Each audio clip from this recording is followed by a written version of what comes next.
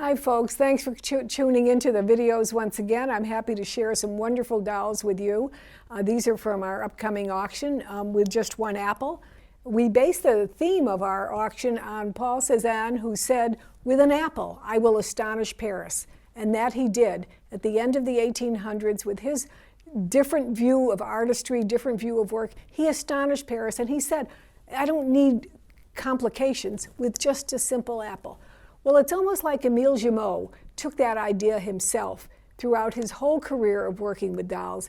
With just an apple, I could astonish you. And he did that in his doll design. The cover of our catalog is one of his most extraordinary designs, and I'm going to begin my talk today to you with this wonderful, wonderful doll. And let's talk about her.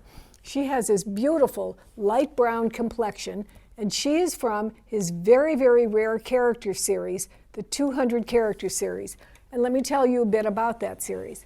In the beginning of the 1890s, Leopold Lambert, who is a maker of automatons, had approached Émile Jumeau and said, "Listen, I'm making these automatons and they're doing these movements, but I really wish I had bisque heads on them that would be more expressive, not just the pretty little girls. I want them crying or shouting or having some kind of happy, really wonderful, enthusiastic smile. Could you make those heads for me?" Émile said, "Sure, certainement." And so he commissioned a sculptor of the time to introduce a series of heads which were of a 200 series marked with mold numbers. And they were made for automatons, somewhere. Well, somewhere along the line, Émile Jumeau said, "Hey, he's using these heads for his automatons, and they're getting a lot of attention and a lot of praise. Why can't I change it slightly and make them into bébés or character dolls?" So for the automatons, you have the straight-sided neck. Émile Jumeau had to change the formation of the neck to be this like the socket that would be used on a bébé head. And he introduced his series, his 200 series of character dolls. These dolls are so rare because guess what?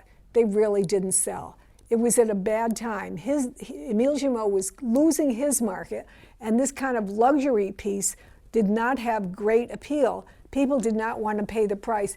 This doll we've seen in the 1899 inventory that was done in the Jumeau company when it merged into SFBJ. They inventoried the existing models of this doll that still remained in the factory archives. There were 18 examples of the model 218 in this size, 16 or 18, I forgot exactly how much. Only 16 or 18. This is the company that 10 years previously was producing over 200,000 dolls a year. So you really see how rare this is. The doll itself, it showed the price. These character dolls sold for 9 times the price of an average bébé of a comparable size. They were always intended to be for a luxury market, and they clearly did not succeed. Because whenever one shows up, whether it's brown complexioned or white complexioned or there's an ebony black complexion, it is so rare, it's like once a decade one will show up. This model in this color has not been known to exist before. That's how terribly rare it is. And as I will talk to you later when I show you another black doll, thing about this, the complexion is flawless. It is absolutely beautiful. I love the light brown complexion because it really shows off the features of the face as well. Stunning eyes, original body and body finish, wonderful early costume. This is a great doll all around. So rare, model 218 from the Jumeau series. And I show this to you as the cover of our catalog, and I bring to you the Cézanne theme, "With just an apple, I will astonish Paris." Well, Émile Jumeau, with just a few ideas, every time he came out with them, he astonished Paris, and he astonished the world, and he continues to astonish us doll people today. Let me show you some of the other pieces he did. Everybody says, "Well, I have one Jumeau, why do I need more? I already have one." No, you don't. Because you don't realize how many different models there are. Now, even though Jumeau, unlike Steiner, basically used the same mold and evolved it over a period of times, yet he did evolve it, and the look is different. Even within the very same mold, take this example for the tall doll here, the Bébé Triste, for example. you can find so many variations of modeling. Sometimes it's very soft, sometimes it's almost crisp. The painting can be that way sometimes, almost, I don't want to use the word hard, but that's the word that comes to my mind. Sometimes it's very flowing like this is, and very rosy cheeked and subtle and sublime, and other times it's not. So there are so many variations within Jumeau. You could collect Jumeau all your life, nothing but Jumeau, and every doll you have would be different. Every single doll would be different. For example, starting way over here on the end, the earliest period Jumeau, we have what collectors refer to as wraparound eyes, which I think is a kind of a horrible phrase, and I kind of never use it myself. But anyway, look at her beautiful, beautiful eyes. And the reason this phrase came about was the eyes are much more widely cut than they generally would be on most of their dolls, which tend to not be quite so elongated to the side. So that's where the phrase came from. Very, very deep bulbous, a beautiful early look on here. Then you have your first period Jumeau bébés, and they're wonderful, but look at them. These are all from the first period. When I say first period, I'm not talking about a decade. I'm talking about a 2 or 3 year period. Look how each one of these two dolls is totally different. A totally different look on them.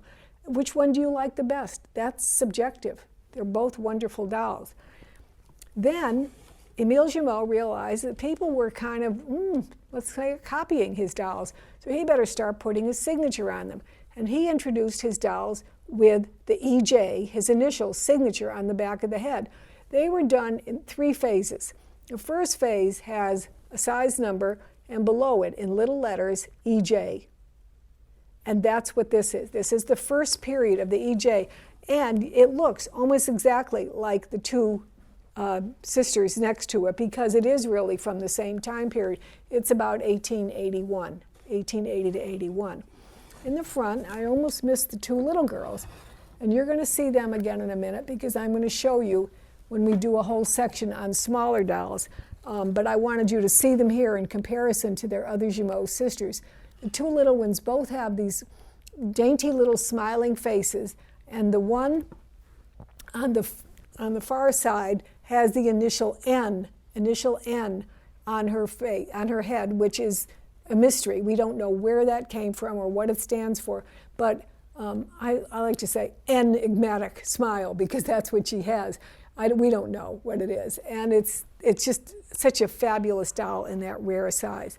This is a very interesting doll, and you very seldom will you find them, and you come across them occasionally, and how they will be marked is simply with their size number and the letter X. We don't know what the X means. Again, it's one of the mysteries that still have to be solved.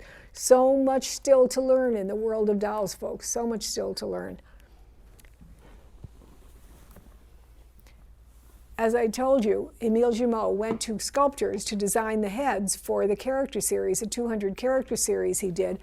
And before that, he had enlisted the work of famous sculptors for his dolls.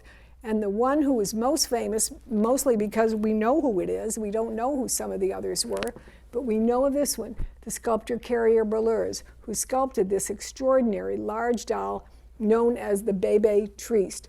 Very distinctive look on this doll.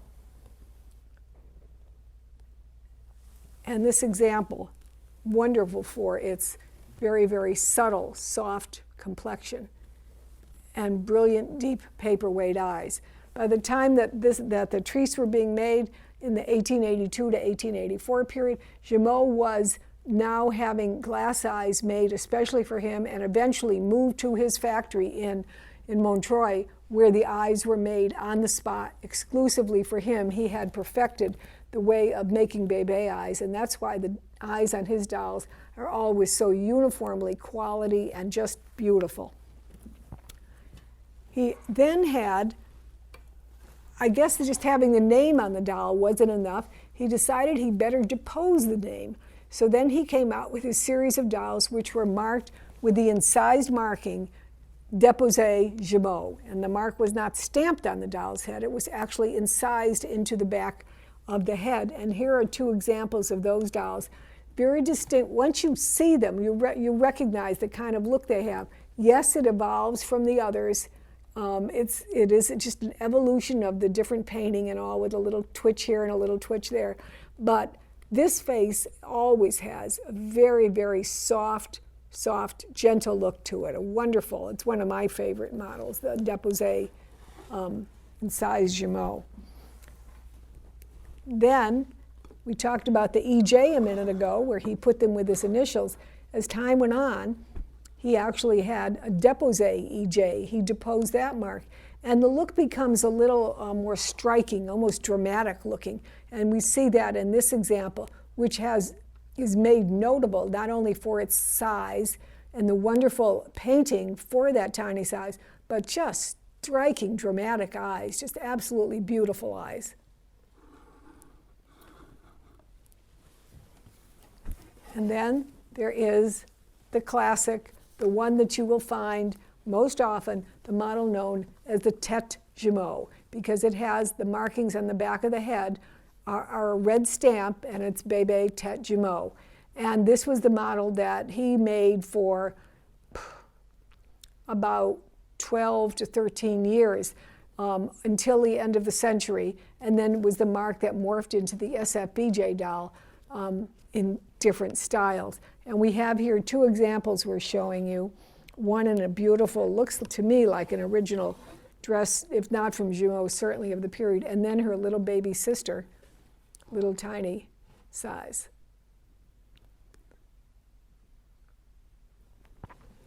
And then there were other examples that Jumeau introduced after 1892, many of them being made for department stores with their special name or initials under it. The Samaritan, the Bébé Louvre, that type of thing. And also, in homage to a man who had been his foreman for many, many years, Mr. Doulet, he allowed him to have a Bébé made with his initials on the back of the head, ED. And I always kind of wondered in my mind if this wasn't some kind of an outgrowth from the lawsuit that he had with Daniel, who went out and produced his own dolls with his own, tried to make them seem like they were Jumeau, but they really weren't. And we'll be talking more about that as we go on in this series. There's an example of some of the beautiful Jumeaus in this auction. Well, I'm tended to be showing you dolls in categories by their manufacturers. I also wanted to show you at the beginning an incredible collection of dolls that are little. And I know everyone is looking for little dolls these days. I actually did 2 different catalogs over a period of years that's only specialized in little ones. One of them was called In the Palm of the Hand, because that was how I described little dolls. And you know, throughout history, the little doll has been not only important to those of you who are collectors, but to children playing with them, I imagine, because they're a size they really could relate to. One of my books was called In the Palm of the Hand, and the other one was called simply The Little Ones. Here we have a wonderful collection of the little ones, which will appear in our upcoming auction with just one apple. And I wanted to, and appropriately, we have put an apple in front of them so you can see exactly what their size is in regard to a common apple that you might be eating. We have, and let's just start over here on this side, where we have a collection of little Bru Bébés. Absolutely wonderful, wonderful examples, ranging from the very classic Bru Jaune, the 3 examples in the front are the classic Bru Jaune in sizes 1 and 2. And you know, everyone, they all look alike, and yet each has its own little distinctive different look. In the back, we have an outstanding example of a Bru Jaune in a wonderful, wonderful costume. By the way, many of these have their original signed Bru shoes, including the tall girl standing in the back. And let me turn her around so you can see her costume in the back as well. It's absolutely wonderful. I don't believe original from the Bru firm, but certainly from a wonderful couturier of the time. Very, very beautifully done. And we have over here on the right the earliest Bru. And those of you who are looking for opportunity, I say the Bébé Brevet by Bru, of which this is an example. It's the first Bébé model the company did. To me, they are the most beautiful faces. They're not as glamorous, they're not as dramatic and catching to you as the Bru Jaune, but it's very sweet, very gentle, almost more German in its characterization. And they tend to be about maybe a half to 2/3 the price of the Bruges. So if you're looking to get started in the Brew field, it's an earlier doll, and they are absolutely stunning, and this is a wonderful example. These are all from the Luann Gulissarian collection, of which we're selling part 1 in this particular auction, and many of you will recognize dolls that we've had in previous auctions because Luann was a really long-time collector who purchased many of our dolls from our important auctions that we have held in the past. And then we have a beautiful example of a brown complexion Bruges done by Leon Casimir Brew, who always would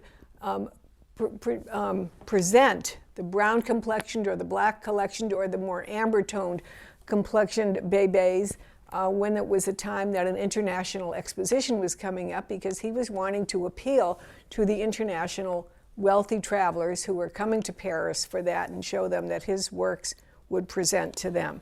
So there's examples of this wonderful little petite, in the palm of the hand, Bruges. On this side, we have examples from several different makers. We have examples from Jumeau, we have examples from André Theriault, and we have examples from Steiner. And so let's just start over on this side. This is a beautiful little Steiner, the little girl right here. Look at that little face. She's absolutely wonderful. And she is their figure C model. Figure C model. Great little face. Next to her, a Jumeau. Wonderful, wonderful Jumeau. She is their first model, and she is, now wait, I don't want to mix them up. Because, okay, I have two little Jumeaus right here, both early Jumeaus. The one on this side is marked N. No one knows what that N means. Could it have been nouveau, like it was a new style of doll because it was their first period of doll? But we don't know. The other one, very similar, also probably from the same time period, but not with the N marking, and wonderful little faces. Both have that almost little piquant smile, just the very hint of a smile. They are absolutely wonderful dolls, and I'll show you the back of their costumes as well. And then this one, let me show you the back of her costume. Just beautiful. Look at that bonnet. Wonderful, wonderful detail. And the eyes. Pay attention to the eyes. So while we're paying attention to the eyes, take a look at this girl. Oh, Luann Gulissarian acquired this doll at the auction we held, the June Ellen Lane auction that we called the Dolls in the House at the Top of the Hill. And this doll was featured on the cover of that catalog. So now you have an opportunity, if you missed it then, about 10 years ago, you have an opportunity to acquire it now. And this doll, it's by André Theriault, marked AT. The eyes are unbelievable. And I'm going to turn it so you can try to capture the eyes and see the depth of them, which you really could tell from the front, but I want you to be able to see if you can see the depth from the side. Sometimes her hair gets in the way. And then I will, if I lean her like this, we might even get a different angle of them. This doll is one in 1,000. She is so extraordinary.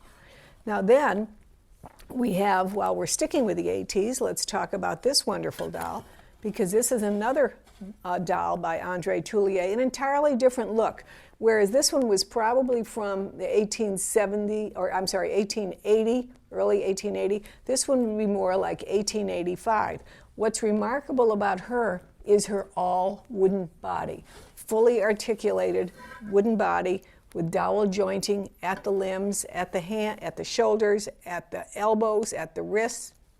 Yeah, at the wrist. Wait a minute, I want to check to be sure. Yeah, and at the hips and at the knees and even at the ankles. So she could tip her little foot forward and backward if we needed to. I'm going to move the apple out of the way here. And let me turn it around so you can see her gorgeous costume at the back as well. Stunning doll. So two dolls. She has beautiful eyes too. Deeper color, but they are very deep and very beautiful. Now the other two are two extremely rare dolls. And this is from the Steiner, series number. Jules Steiner made dolls that are either marked as figure or series or nothing, where they might not be marked at all. The series tend to be a much more difficult group to find.